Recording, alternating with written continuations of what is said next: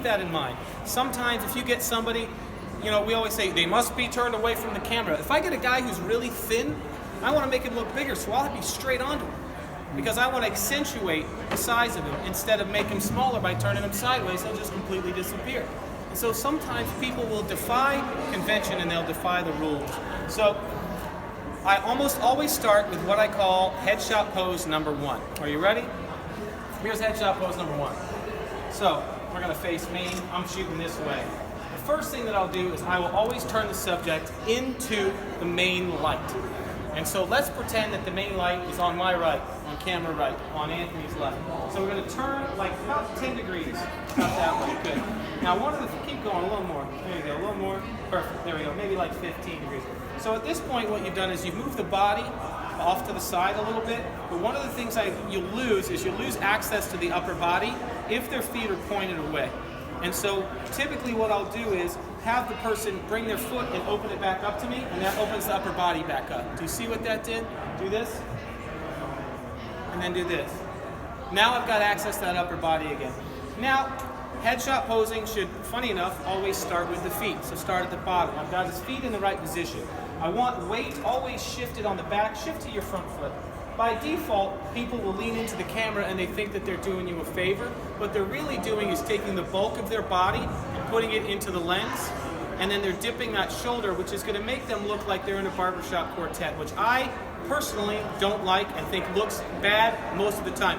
In fact, you'll see this on bus benches very often where people are like way far into it and you open up and you're just shooting into the neck, and I don't think it's flattering. And I don't think it looks good, and it certainly doesn't make somebody look like they have any power or presence. It just doesn't. So what I like to do is shift the weight to the back. All the weight sees, I should be able to kick his foot and have it move, almost. Like that's how the weight should be generated onto the back. Here's the part that's the problem. You need to get his head at you without shifting his weight to his front foot. And that's where your direction is going to come into play, all right?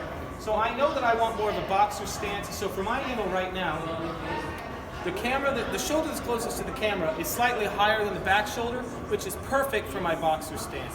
What's going to happen is I might lose that when I try to dip him forward a little bit, so I'm going to have to correct that. So let me watch how I do that. So right now, started with the feet. I got his feet basically perpendicular. One is open to me, so I still have access to the body. And now I always preface that this is going to be a move that you don't normally make. This is going to be slightly strange, but this is the thing that's going to make the picture really work.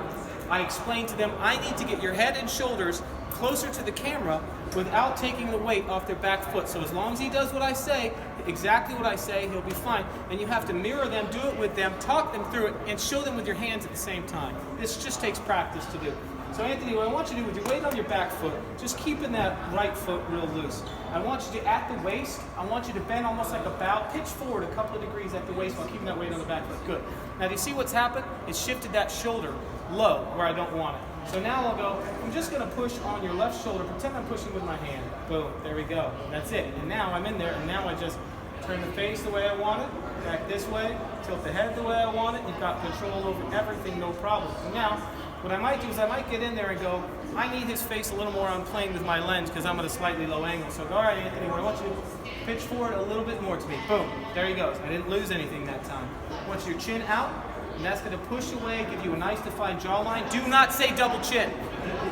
Say jawline. I want to define that jawline. All right, so bring me that jaw out and down a little bit. Good, and there we go. And I would go this way a little, turn this way a touch, click. There it is. Done. All right, relax.